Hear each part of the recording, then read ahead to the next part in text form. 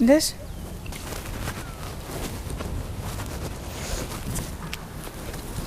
صغرونات. راما بعاج، عضوة بمؤتمر ستار بمخيم تل أبيض. فتحنا مشروع البقشة ومشاريع يعني، بس هسه مشروع البقشة مبلشين به وصار له تقريبا 3 شهور. اقترحنا انه هذا المشروع وعملناه مشان نأمن فرص عمل لسكان أهل المخيم، مشان وضعهم المادي، لأنه مو كل هالشيء يعني وضعهم المادي مو زيادة، نبيعهم مثلا بأسعار أقل يعني بنصف القيمة، هيك الشيء يعني. تيجي عمال مثلا تشيل الخضرة تروح تبيعها بالمخيم بنص القيمة. الأسعار برا غالية شوي، هون إنه أخف صار السعر يعني على العالم شوي صار أحسن يعني. وتوفير يد عاملة. إيه وتوفير يد عاملة طبعا. النساء تطلع تشتغل به، تأمين فرص عمل، المخيم يحقق اكتفاء ذاتي. لما انتهجرت النساء من بيوتها أجت على المخيم، أول شيء ما كان به فرص عمل زيادة، بعدين شوي شوي صرنا طالع مشاريع مؤتمر ستار، طلعنا مشروع البقشة، النساء تطلع تشتغل به مثلا، تجي إنه طالع مونتها، تاخذ خضرة بيتها، العالم السكان المخيم يشترون بسعر أقل.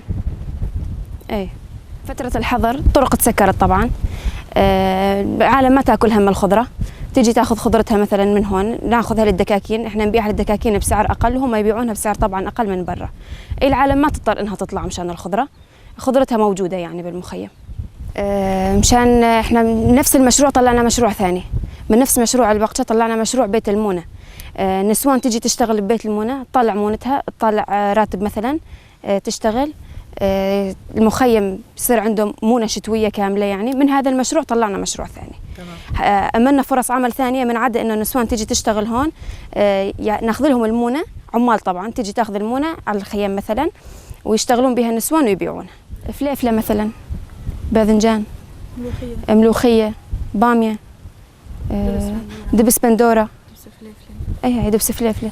خضرة العالم ومونتها بالشتاء، خضرتها بالصيف ومونتها بالشتاء وبأسعار أقل.